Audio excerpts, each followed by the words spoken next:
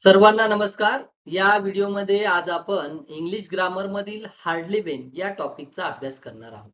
आता हे hardly Wien वापरतात कधी? तर लक्षपूर्वक ऐका.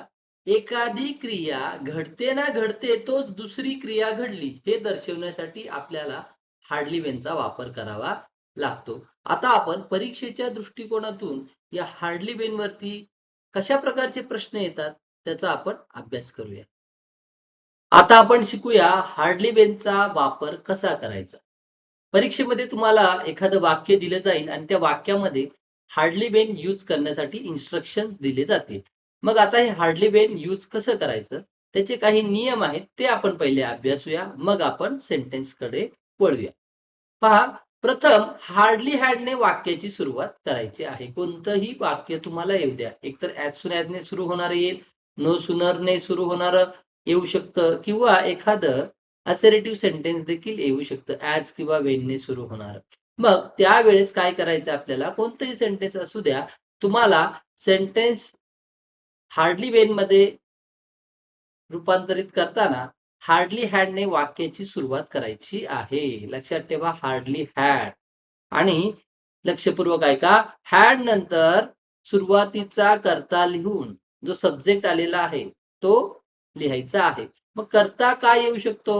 एखादं प्रोनाउन वगैरे असू शकतं, ही, शी, इट, वी, दे, यू अशा प्रकारचं असू शकतं, किंवा एखादं मुलाचं नाव असू शकतं, मुलीचं नाव असू शकतं.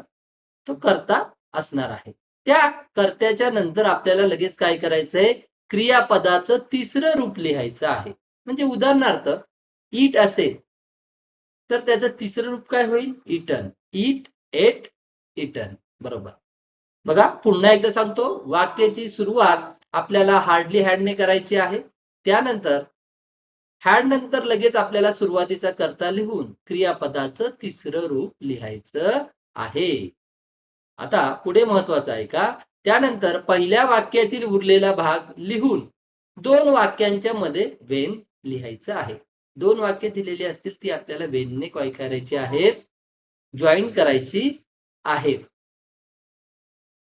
आणि अत्यंत महत्वाचं म्हणजे जर वाक्यामध्ये TOO, too, instantly, immediately, at the moment, just then, just, suddenly, almost, as, when, soon, in the same time, at once अशा प्रकारचे जर शब्द आले तर ते आपल्याला काढून टाकायचे आहेत. पुन्हा एकदा ऐका, TOO, too, instantly, immediately, at the moment, just then, just, suddenly, almost, as, when, soon, in the same time, at once अशा प्रकारचे शब्द आपल्याला काढून टाकायचे आहेत. चला आता आपण सेंटेन्सेस पाहूया, म्हणजे तुमचा हा टॉपिक क्लिअर होऊन जाईल. Look at the sentence. When the king came to know of this, comma, he was furious. In the bracket, one instruction has been given. Use hardly when. Bracket मध्ये एक instruction दिलेली आहे, use hardly Wien. चला मग hardly Wien use करूया. Hardly Wien use करताना आपण या अगोदर याचे नियम पाहिलेले आहेत, ते थोडेसे रिकॉल करा, आठवा. वाक्याची सुरुवात करणार आहे मी हार्डली हॅडने. चला वाक्याची सुरुवात करतो हार्डली हॅडने केली. त्यानंतर मी काय करणार आहे, हे जे पहिलं वाक्य आहे त्या कॉमामुळे आपल्याला दिसतंय हे पहिलं वाक्य आहे आणि ही वॉज फ्युरियस हे दुसरं वाक्य आहे. मग when the king came to know of this, हे जे पहिलं वाक्य आहे त्या पहिल्या वाक्यातील कर्ता कोणता आहे, तर पहा नीट लक्षपूर्वक. द किंग हा काय आहे, कर्ता आहे, सब्जेक्ट आहे. मग तो द किंग कर्ता, सब्जेक्ट मी लिहून काढतो द किंग. आणि एक लक्ष घ्या, हे वेन मी काय केलेलं आहे, काढून टाकलेलं आहे. नियमात मी तुम्हाला सांगितलं होतं, आठवा. TOO, त्यानंतर instantly, immediately, suddenly, as soon as, no sooner, in the same time, at the same moment, या प्रकारचे जे काही शब्द आहेत, ॲज आहे, वेन आहे, ते शब्द आपल्याला काय करावे लागतात, हार्डली वेन यूज करताना काढून टाकावे लागतात. मग मी हा वेन काढून टाकला. हार्डली हॅडने वाक्याची सुरुवात केली, त्यानंतर सब्जेक्ट घेतला, पहिल्या वाक्यातील द किंग हा सब्जेक्ट घेतला. त्यानंतर मला काय करायचं आहे, क्रियापदाचं तिसरं रूप. क्रियापद कोणतं आलंय पहिल्या वाक्यात पहा, केम हे काय आलेलं आहे क्रियापद, परंतु हे दुसरं रूप आहे, सेकंड फॉर्म आहे, second form of the verb. परंतु आपल्याला काय करायचंय, third form of the verb घ्यायचंय, पास्ट पार्टिसिपल घ्यायचा आहे आणि नियमच आहे तो टेन्सचा. हॅड आल्याने या वाक्यामध्ये, मग त्यानंतर काय येणार आहे, पास्ट पार्टिसिपल म्हणजेच क्रियापदाचं तिसरं रूप येणार. मग हा जो केम आहे हा सेकंड फॉर्म आहे, त्याचे तिन्ही रूप जर आपण म्हटले, कम, केम, कम, तिसरं रूप सुद्धा काय होतंय, कम होत आहे. जे पहिलं कम आहे, दुसरं केम आणि तिसरं कम. मग मी तिसरं घेतलं कम. पुढे काय करणार, वाक्य, उरलेलं वाक्य मी लिहून काढणार, to know of this, to know of this लिहिलं. आता मला दोन वाक्य कशाने जोडायची आहेत, वेनने. इथे कॉमा होता ना, कॉमाच्या पुढे हे दुसरं वाक्य, ही वॉज फ्युरियस. आता हे मला कनेक्ट करायचं या वाक्याशी, मग कशाने करणार मी ते जॉईन, वेनने. वेन लिहिलं. त्यानंतर पुढील वाक्य आहे तसं लिहिणार. एक नियम लक्षात ठेवा, हार्डली हॅडने ज्यावेळेस वाक्याची सुरुवात होते त्यावेळेस वेनने जेव्हा दुसरं वाक्य जोडलं जातं ते नेहमी सिंपल पास्ट टेन्स मधलं असतं. त्या ठिकाणी तुम्हाला प्रेझेंट टेन्सचं वाक्य दिसणार नाही. जर प्रेझेंट टेन्सचं वाक्य असेल तर ते तुम्हाला सिंपल पास्ट टेन्स मध्ये कन्वर्ट करावं लागेल. आता इथे हे पास्ट टेन्स मधीलच आहे, ही वॉज फ्युरियस. मग मी लिहिलं he was furious. Look at the second sentence. He drank and instantly he too was struck down. आता या ठिकाणी he drank and instantly हे एक सेंटेन्स आहे, he too was struck down हे एक दुसरं सेंटेन्स आहे. आणि इन्स्ट्रक्शन दिल्यात आपल्याला, यूज हार्डली वेन. हे एक्झामला आलं होतं. या वाक्याचा हार्डली वेन मध्ये रूपांतर करताना बहुतेक जणांचं उत्तर चुकलेलं होतं. लक्ष द्या. मी काय करणार, वाक्याची सुरुवात हार्डली हॅडने करणार, हार्डली हॅडने वाक्याची सुरुवात केली. त्यानंतर मी काय करणार, पहिला सब्जेक्ट लिहिणार, ही लिहिला. सब्जेक्टच्या नंतर जे वर्ब आहे पहिल्या सेंटेन्स मधील, इथे ड्रँक आहे, या ड्रँकचं तिसरं रूप काय होईल, ड्रिंक, ड्रँक, ड्रंक. ड्रंक हे तिसरं रूप होणार, मी ते लिहिलं. आता नीट लक्ष द्या, या वाक्यामध्ये इन्स्टंटली हा शब्द आलेला आहे, तो काय होणार आहे, निघून जाणार आहे. अँड हा शब्द आहे, दुसरं वाक्य जोडण्यासाठी यूज करण्यात आलेला आहे, तो सुद्धा निघून जाणार आहे. कारण दुसरं वाक्य आपण आता कशाने जोडणार, व्हेनने. व्हेनने दुसरं वाक्य जोडूया. दुसऱ्या वाक्य, चला आहे तसंच लिहायचंय ना आपल्याला, ही. अरे पुढे पहा, TOO, TOO टू हा शब्द आपण हार्डली वेन मध्ये घेत नाही, काढून टाकतो. हा काढून टाकूया, ही वॉज स्ट्रक डाउन. बघा काय केलं, पुन्हा एकदा ऐका, हा इन्स्टंटली शब्द काढून टाकला, TOO टू हा शब्द देखील काढून टाकलेला आहे. पुन्हा एकदा मी तुम्हाला सांगतो कोणते शब्द काढायचे आहेत आपल्याला. इन्स्टंटली आहे, TOO टू आहे, ॲज, वेन आहे, सडनली आहे, इमिजिएटली आहे, ऍट द सेम टाइम आहे, इन द सेम मुवमेंट आहे, जस्ट देन आहे. अशा प्रकारचे जे काही शब्द आलेले असतील तर ते काढून टाकायचे आहे. हा, आता आपण आणखी काही सेंटेन्सेस अभ्यासूया, म्हणजे तुमचा हा टॉपिक क्लिअर होईल. आता आपण पाहूया, ऍज सून ऍजचं जर एखादं वाक्य दिलं आणि त्या वाक्यामध्ये हार्डली वेन यूज करायला सांगितलं तर आपल्याला कोणते नियम पाळायचे आहेत. नीट लक्ष द्या. ऍज सून ऍजचं जर वाक्य आलं तर काय करायचं, ऍज सून ऍजच्या जागी आपण हार्डली हॅडने वाक्याची सुरुवात करायची आहे. आणि पुढील नियम आपल्याला माहिती आहेत, हॅड नंतर सुरुवातीचा कर्ता लिहायचा आणि कर्ता लिहिल्यानंतर क्रियापदाचं तिसरं रूप लिहायचं आहे. त्यानंतर पहिल्या वाक्यातील उरलेला भाग आपण लिहिणार आहोत आणि दोन वाक्य जोडताना मध्ये वेन लिहिणार आहोत. चला तर आपण काही सेंटेन्सेस अभ्यासूया, म्हणजे हा नियम तुमचा क्लिअर होऊन जाईल. Now look at the sentence.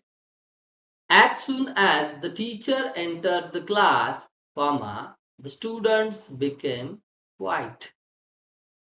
आता या वाक्याची सुरुवात as soon as ने झालेली आहे आणि या ठिकाणी आपल्याला हार्डली वेन यूज करायचं आहे. चला, आपल्या नियमाप्रमाणे आपण हार्डली हॅडने वाक्याची सुरुवात करूया. हार्डली हॅड मी लिहिलं वाक्याच्या सुरुवातीला. त्यानंतर मला काय करायचं आहे, पहिल्या सेंटेन्स मधील सब्जेक्ट. आता हे जे पहिलं सेंटेन्स आहे, as soon as the teacher enter the class, हे पहिलं सेंटेन्स आहे, त्यामधील सब्जेक्ट आहे द टीचर. मग मी हा द टीचर सब्जेक्ट लिहिला. त्यानंतर मला काय करायचं आहे, क्रियापदाचं तिसरं रूप. क्रियापद काय आहे, पहिल्या वाक्यामधील. इथे एंटर्ड आहे, हे second form of the verb आहे. त्याचं थर्ड फॉर्म एक लक्षात घ्या, ज्या वेळेस ईडी लागलेला असतो शेवटी, एक तर सेकंड फॉर्म असतं किंवा थर्ड फॉर्म असतं. त्याचा सेकंड फॉर्म आणि थर्ड फॉर्म हा मोस्टली सेम असतो. काही ठिकाणी बदल होतो, परंतु मोस्टली कसा असतो, सेम असतो. मग एंटरचं काय होणार आहे, third form of the verb entered होईल. पुढे उरलेलं वाक्य लिहितो, द क्लास. इथे कॉमा आहे, पहिलं वाक्य संपलं, तेवढाच भाग लिहिलाय मी. आता मला दुसरं वाक्य जोडायचे, द स्टुडंट्स बिकेम क्वाइट. हे दुसरं वाक्य, ते वाक्य जोडताना मला वापरायचं आहे वेन. लिहिलं मी वेन. आणि पुढे वाक्य जसं आहे तसं लिहिलं. फक्त एक गोष्ट लक्षात ठेवायची, त्या वाक्यामध्ये प्रेझेंट टेन्स आहे का नाही, बिकेम आहे, बिकम वगैरे नाही, आणि येणारच नाही. पहिलं वाक्य कंडिशनल सेंटेन्सेस आहेत, हे नियम आहेत त्याचे. हा, the second sentence, as soon as I saw the snake, comma, I ran away. आता आपण या ठिकाणी हार्डली हॅड यूज करूया. as soon as च्या ऐवजी हार्डली हॅड यूज करणार. चला केलं. त्यानंतर मी काय करणार आहे, सब्जेक्ट घेणार पहिल्या वाक्यातील. पहिल्या वाक्यामध्ये सब्जेक्ट काय आहे, पहिले वाक्य पहा, इथे कॉमा, इथे संपला नाही. एवढं पहिलं वाक्य as soon as I saw the snake, मग I हा सब्जेक्ट आहे दिला. त्यानंतर मला क्रियापदाचं तिसरं रूप घ्यायचं आहे, सॉ. सी, सॉ, सीन. हे येण्यासाठी आपल्याला क्रियापदाचे तिन्ही रूप पाठांतर असले पाहिजेत, तरच आपल्याला हे जे प्रश्न आहेत ते सोडवता येतील. सॉ हे सेकंड फॉर्म आहे, थर्ड फॉर्म त्याचं होईल सीन. त्यानंतर उरलेले वाक्य, द स्नेक या कॉमा पर्यंतच लिहिणार, कारण पहिल्या वाक्यातील उरलेला भाग लिहायचा लिहिला. आता दुसरं वाक्य मला जोडायचं आहे, ते कशाने जोडणार, वेन लिहिणार. लिहिलं इथे वेन, आणि मग पुढचं वाक्य ऍज इट इज लिहून काढणार. फक्त एक गोष्ट लक्षात ठेवायची, त्या वाक्याचा टेन्स पाहायचा. I ran away. रॅन हे काय आहे, second form of the verb आहे, सिंपल पास्ट टेन्सचं वाक्य, वेन आय रॅन अवे. आता आणखी काही नियम पाहूया. जेव्हा परीक्षेमध्ये नो सुनरने सुरू होणारं वाक्य दिलं जातं आणि इन्स्ट्रक्शन दिले जातात की यूज हार्डली वेन, त्यावेळेस काय करायचे पहा, नो सुनरच्या जागी आपण हार्डली हॅडने वाक्याची सुरुवात करणार आहोत. त्यानंतर सेम नियम आहे आपला, हॅड नंतर सुरुवातीचा कर्ता लिहिणार आणि त्या कर्त्यानंतर क्रियापदाचं तिसरं रूप लिहिणार आहोत. पुढे ऐका, नो सुनरच्या पुढे आलेले कोणतेही हेल्पिंग वर्ब आणि डू, डज, डीड हे काढून टाकायचं आहे. कोणतेही हेल्पिंग वर्ब म्हणजे was, were, am, is, are, have, has, काही आलं असेल तर ते काय करणार, आपण काढून टाकणार. किंवा डू, डज, डीड हे जर सिंपल टेन्स मधील सेंटेन्स असेल त्यावेळेस हे डू, डज, डीड येणार आहे. सिंपल प्रेझेंट टेन्स मध्ये डू, डज आणि सिंपल पास्ट टेन्स मध्ये डीड येईल. ते काढून टाकायचं आहे. हे तर दिसते do, does, did. Helping verb मध्ये काय आहे, am, is, are, was, were, have, has हे काय करणार आहेत, आपण काढून टाकणार आहोत. हॅड पण असतं हेल्पिंग वर्ब, परंतु हॅड आपण यूज केलेला आहे ना, आणि दोन दोन वेळा हॅड आपण घेणार नाही. त्यानंतर दॅनच्या जागी वेन लिहायचं आहे. चला तर आपण सेंटेन्सेस पाहूया, म्हणजे तुमचा हा टॉपिक क्लिअर होऊन जाईल. Look at the sentence. No sooner did they reach the station than the train left the platform. तर या ठिकाणी आपल्याला हार्डली वेन यूज करण्यासाठी सांगितलेलं आहे. चला हार्डली वेन यूज करूया. आपल्या नियमाप्रमाणे नो सुनरच्या ऐवजी आपण हार्डली हॅड लिहिणार. लिहिलं नो सुनर, हे काढून टाकलं, त्याच्या ऐवजी मी लिहिलं हार्डली हॅड. त्यानंतर मी काय करणार आहे, त्या नो सुनरच्या वाक्यामध्ये एखादं हेल्पिंग वर्ब आलं असेल, am, is, are, was, were, have, has किंवा डू, डज, डीड या प्रकारे कोणताही शब्द आलेला असेल तर तो काढून टाकणार. हा डीड आलाय पहा, हा मी काढून टाकणार. त्यानंतर मला काय करायचं आहे, पहिला कर्ता पाहूया. चला पहिला कर्ता म्हणजे हे जे पहिलं वाक्य आहे, त्यांच्या अगोदर एक वाक्य आहे आणि त्यांच्या नंतर दुसरं वाक्य आहे. मग या पहिल्या वाक्यातील कर्ता काय आहे, दे. मग तो कर्ता लिहिला दे. त्यानंतर मला क्रियापदाचं तिसरं रूप लिहायचं आहे. इथे रिच आहे, रिचचं तिसरं रूप काय होणार आहे, रिच्ड. रिच्ड लिहिलं. पुढे दॅन पर्यंत वाक्य मी लिहून काढणार. चला, द स्टेशन हे लिहून काढलं. आता दॅनच्या ऐवजी मी यूज करणार आहे वेन. दॅन निघून जाणार, वेन लिहिलं. आणि मग पुढचं वाक्य मी जसं आहे तसं लिहिणार, परंतु एक गोष्ट लक्षात ठेवणार की ते वाक्य पास्ट टेन्स मधील असलं पाहिजे. आहे का? लेफ्ट पास्ट टेन्स मधलं आहे. The train left the platform.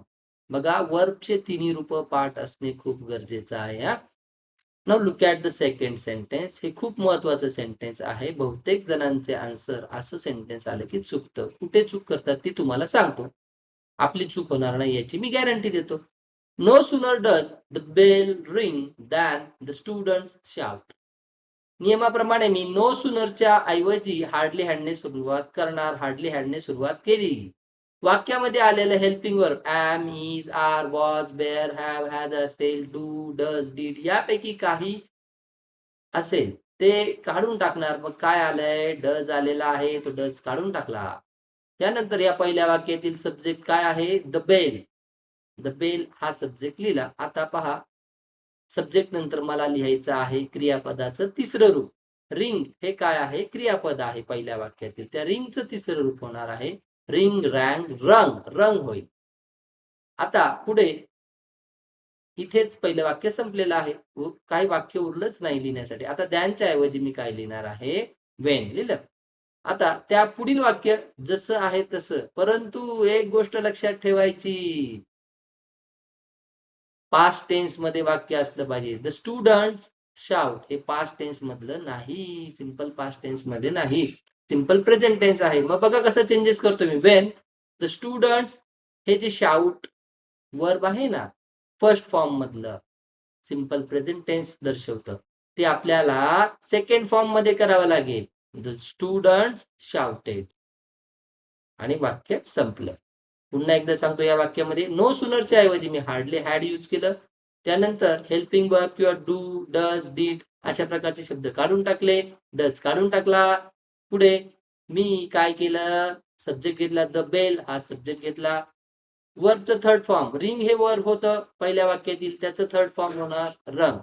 पुढे दॅनच्या नंतर मी वेन यूज केलं आणि पुढचं जे काही सेकंड सेंटेन्स आहे ते लिहिताना सिंपल पास्ट टेन्स मध्ये आहे का ते पाहणार मी. नाहीये, प्रेझेंट टेन्स मधलं होतं, मग त्याला सिंपल पास्ट टेन्स मध्ये बनवलं. अगदी सोपं आहे. द स्टुडंट्स हा जो शाउट आहे प्रेझेंट टेन्स मधला फॉर्म आहे, first form of the verb आहे, त्याचं second form of the verb लिहिलं शाउटेड आणि झालं माझं वाक्य. या व्हिडिओमध्ये आपण आज हार्डली वेन हा अत्यंत महत्वाचा इंग्लिश ग्रामरचा टॉपिक अभ्यासलेला आहे. या प्रकारचे आणखी व्हिडिओ पाहण्यासाठी आपण या YouTube चॅनेलला लाईक, शेअर आणि सबस्क्राईब करा. चला भेटूया पुढील व्हिडिओमध्ये.